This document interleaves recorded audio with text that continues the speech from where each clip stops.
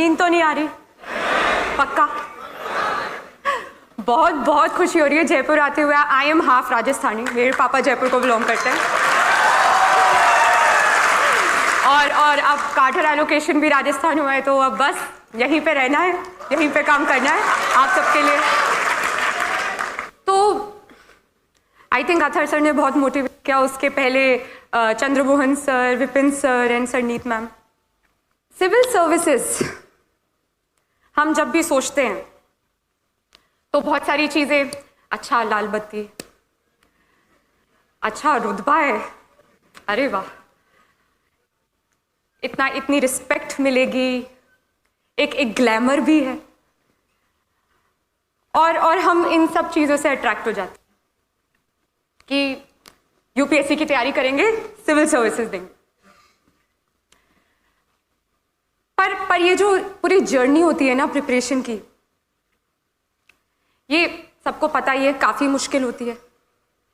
और फिर अगर इन्हीं चीजों से मन भरता है तो 5-10 दिन बाद ये सब चीजें आपको मोटिवेट ही नहीं करेंगी, और फिर आप क्या सोचेंगे, जब रोज पढ़ना पड़ेगा 10-10 घंटे, हमसे नहीं हो पाएगा। ऐसे वैसे काफी सारे लोग प्रिपरेशन कर रहे होंगे ऑलरेडी।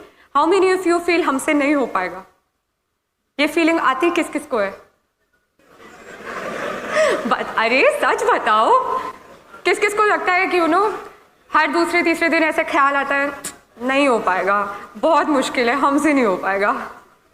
नहीं, ये सच बता रही हूँ, ये सबको लगता है, ये मुझे हर दूसरे तीसरे दिन लगता था।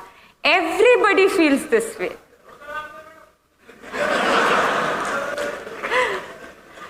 क्योंकि ये एग्जाम इतनी कॉम्पिटिटिव है, इसमें हर फील्ड से स्टूडेंट्स बैठते हैं, इतनी ज़्यादा पढ़ाई करनी पड़ती है। ये वाजिब है कि आपको हर दूसरे तीसरे दिन लगेगा कि बहुत मुश्किल है। तो हर दिन अपने आप को कैसे मोटिवेट करें, कैसे अपने आप को याद दिलाते रहें कि नहीं, सिविल सर्विसेज करनी है, मुझे आज 9-10 घंटे पढ़ना है, कैसे कैसे अपने आप को पुश करते रहें।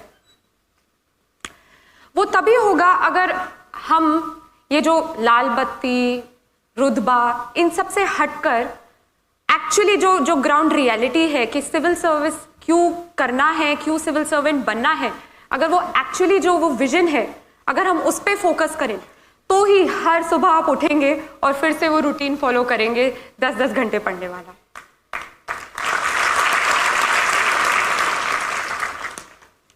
हम रोज अखबार पढ़ते हैं, सिविल सर्विस एस्पिरेंट्स तो पढ़ते हैं अखबार। कितने लोग अखबार पढ़ते हैं? अच्छे से एज इन 2 घंटे लगा के अंडरलाइन करके? नहीं, और हाथ दिखाओ, ऐसे मत करो। हम पढ़ते हैं और चीजों के बारे में जानते हैं। अच्छा, यहाँ पे रोड ठीक नहीं है, यहाँ का पानी गंदा है, हवा जहरीली है, इंफ्रास्ट्रक्चर बेकार है, उतनी जॉब्स है नहीं जितनी चाहिए। हम बहुत क्रिटिसाइज करते हैं, सरकार ये नहीं कर रही, वो नहीं कर रही। पर कितने लोग हम एक्चुअली सोचते हैं कि अच्छा, हम पढ़ ले ये, हम फिर ये प्रोफेशन ज्वाइन कर ले और फिर हम कुछ चेंज लाए? कितने लोग सोचते हैं? अरे वाह, जयपुर तो भाई कमाल है। यहाँ पे पहले से मेरे बोलने की जरूरत ही नहीं है, पहले ही विजन बने हुए। जी, अगर आप हर दिन जब अखबार पढ़ते हैं और इन सब मुद्दों पर सोच विचार करते हैं, तो फिर हर दिन आप मोटिवेटेड रहेंगे। अगर आप में वो चाहत है कि जब मैं सिलेक्ट होकर सिविल सर्वेंट बनूं, मैं कुछ बदलाव लाऊं अपने एंड पे, जो मैं क्रिटिसाइज करता रहता हूं, कंप्लेन करता रहता हूं, करती रहती हूं, अगर मैं सिलेक्ट होकर मैं कुछ चेंज ला सकूं, तो आप बिल्कुल सही रास्ते पे चल रहे हैं।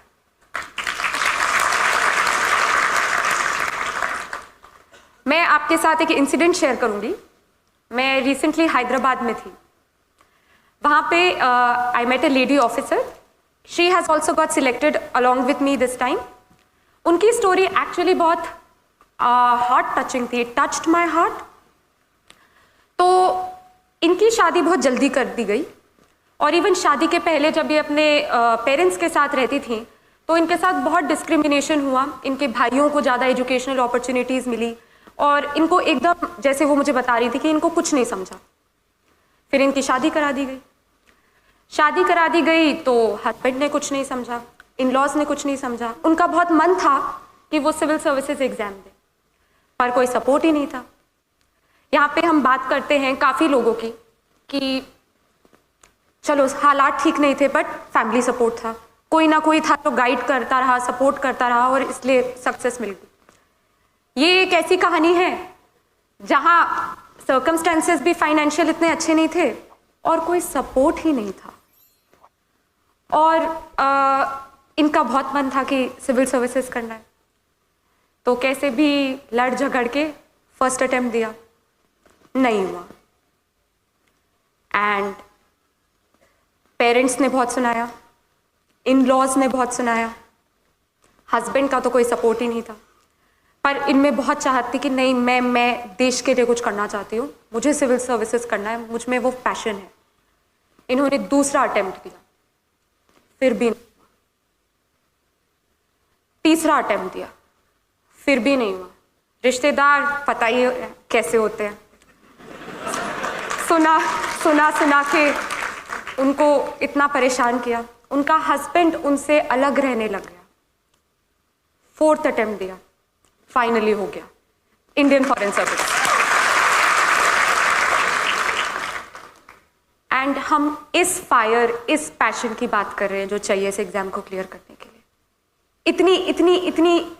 इतनी हिम्मत चाहिए कि चाहे कोई भी ऑड हो, कोई भी कठिनाई हो, कोई भी डिफिकल्टी हो, आप कर सकते हैं। देखिए, ना ही वो कोई रईस खानदान से थी और फैमिली सपोर्ट नहीं था, हस्बैंड आपसे अलग रहने लग गया। सोचिए किस परिस्थिति में दिया, और चौथे अटेम्प्ट में। तो ये this is the passion we are talking about. Michael Phelps का नाम सुना है आप सबने?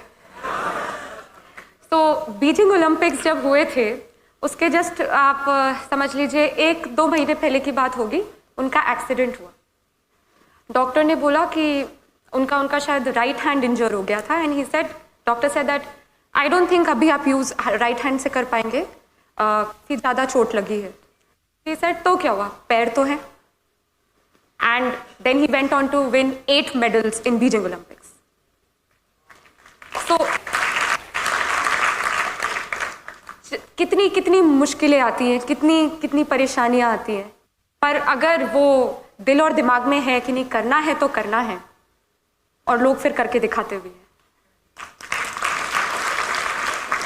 सिविल सर्विसेज, जैसे कि मैंने कहा कि काफ़ी मुश्किल परीक्षा होती है, देश की सबसे कठिन परीक्षा होती है। इतने सारे लोग बैठते हैं, हर दूसरे दिन मैंने बताया ऐसा लगता है हमसे ना हो पाएगा। तो ये जो मेंटालिटी है, इसको टैकल करने के लिए आपको सबको अपने लिए वो एक वजह ढूंढनी है। वो एक वजह ढूंढनी है कि आपको वो क्या चीज़ मोटिवेट करती है, क्योंकि आएंगी सबके जीवन में किसी ना किसी प्रकार की कोई ना कोई डिफिकल्टी, कोई ना कोई परेशानी आएगी। कभी कुछ हो जाएगा, कभी आपके पास वो मीन्स नहीं होंगे, कुछ ना कुछ होगा। बट अगर वो एक सोच है आपके दिमाग में, तो वाकई फिर आपको कोई रोक ही नहीं सकता। इस परीक्षा में जैसे कि 3 भाग होते हैं, प्रीलिम्स, मेंस एंड इंटरव्यू। काफ़ी लोग मुझसे पूछते हैं कैसे प्रिपेयर करें, फर्स्ट स्टेप क्या होता है प्रिपरेशन का। और मैं सबको यही कहती हूँ कि फर्स्ट स्टेप है कि आप पूरा यूपीएससी सिलेबस याद करें, मेमोराइज करें, अपने दिमाग में बिठा लें। क्योंकि अगला सवाल वो होता है कि न्यूज़पेपर कैसे पढ़ते हैं। न्यूज़पेपर ऐसे पढ़ते हैं कि जब आपके दिमाग में वो पूरा सिलेबस बिल्कुल छपा हो, तो जब आप अगले दिन अखबार पढ़ेंगे तो ऑटोमेटिकली आपका खुद दिमाग बोलेगा, अच्छा ये मेरे एग्जाम से रिलेटेड है क्योंकि ये सिलेबस टॉपिक में था, अच्छा ये नहीं है क्योंकि ये सिलेबस टॉपिक में नहीं था। तो सिलेबस याद करना बहुत ज़्यादा इंपॉर्टेंट है, क्योंकि वो आपको अपडेटेड रखेगा। कुछ भी आपके अराउंड हो रहा होगा, आप जब भी अखबार पढ़ेंगे, न्यूज़ देखेंगे, रेडियो पे कुछ सुनेंगे, इंस्टेंटली आप कनेक्ट करेंगे कि ये मेरे एग्जाम के लिए कैसे रेलेवेंट है। ये जो प्रीलिम्स है, मेंस है, इंटरव्यू है, ये तीनों इंटरलिंक्ड हैं, ये अलग नहीं है। प्रीलिम्स आपका बेस बनाएगा, मेंस में आपको अपने बारे में बताना है, इन द सेंस कि आपके क्या ओपिनियंस हैं, आपके क्या सोच विचार हैं मुद्दों पर। वो आपसे आपका ओपिनियन कमेंट पूछेंगे कि आप बताइए आप क्या सोचते हैं इस इशू पे। हाँ, और इंटरव्यू तो क्या बताओ, सबसे सबसे डरावना मोमेंट होता है लाइफ का। यूपीएससी इंटरव्यू आपको वो अच्छी तरीके से हर तरीके से ग्रिल करेंगे। इनफैक्ट जब आप वेटिंग एरिया से इंटरव्यू बोर्ड की तरफ चल के जा रहे होते हैं तब आप यही सोचते हैं बस भगवान बचा लेना बस। पर जब आप बोर्ड के इंटरव्यू रूम पे नॉक करेंगे और वो आपको बोलेंगे यस कम इन, और फिर आप बोलेंगे गुड मॉर्निंग मैम सर जो भी है, तो वो जो आपको हल्की सी स्माइल देंगे उसके बाद फिर लगता है चलो ठीक है, अभी मरने वाले नहीं हैं, अभी भी जिंदा रहना है। और ये बहुत डराने वाली बात होती है कि नहीं वो तो खा जाएंगे तुम्हें वहाँ पे, बट वो काफ़ी काइंड होते हैं, they are very supportive and वो इवन हिंट्स देते हैं अगर उन्हें लगता है कि आप हिंट से थोड़ा और बेहतरीन आंसर दे पाएँ। तो इसलिए डरना नहीं चाहिए, बट मैं क्यों झूठ बोलूँ, सबसे डरावना मोमेंट होता है लाइफ का और बहुत प्रेशराइज्ड होता है। बहुत तरह तरह के लोग भी देखने को मिलते हैं। अथर सर ही मुझे बता रहे थे कि जब वो लोग वेटिंग एरिया में बैठे थे तो एक महाशय खड़े हुए, उनका नाम कॉल आउट हो, उनकी चांस आई, तो खड़े हुए और डिओड्रेंट निकाला और यूँ पूरा तो बहुत देखने को भी मिलता है। पर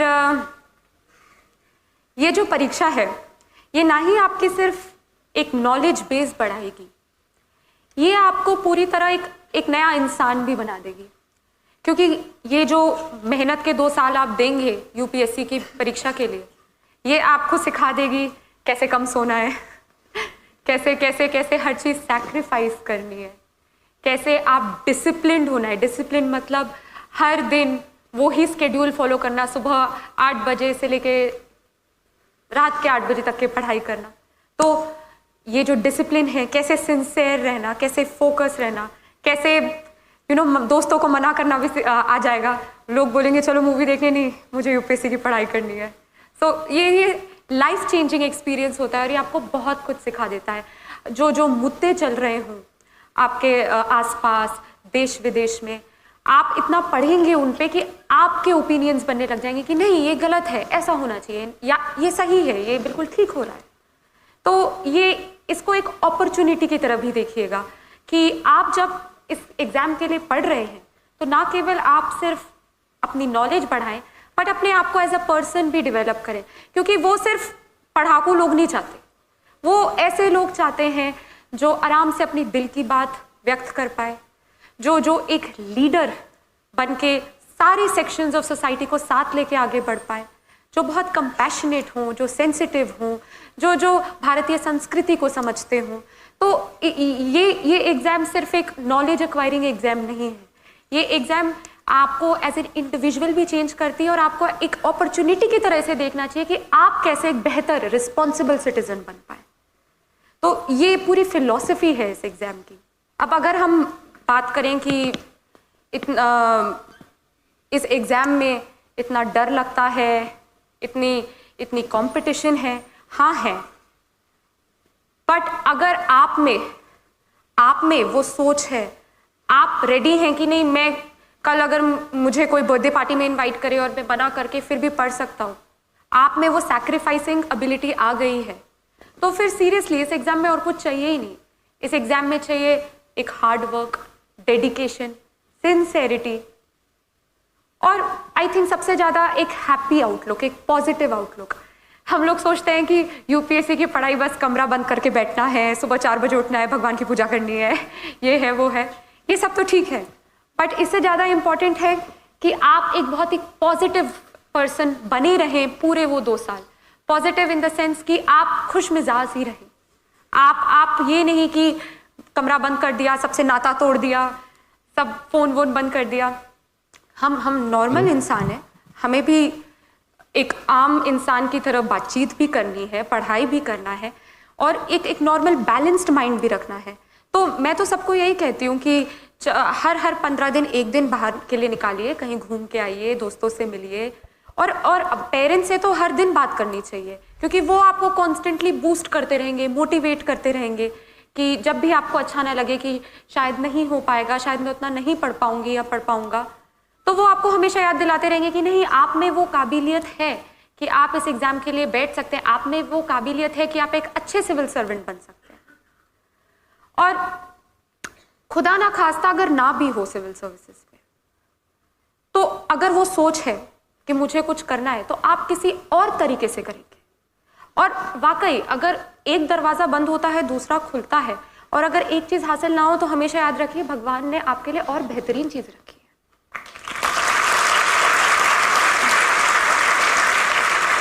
तो यूपीएससी की पढ़ाई ऐसे करें कि जब आपका अगले साल सिलेक्शन हो तो आप बोले, इतनी शिद्दत से तुम्हें पाने की कोशिश की, इतनी शिद्दत से तुम्हें पाने की कोशिश की कि हर जर्रे ने तुमसे मिलाने की साजिश की।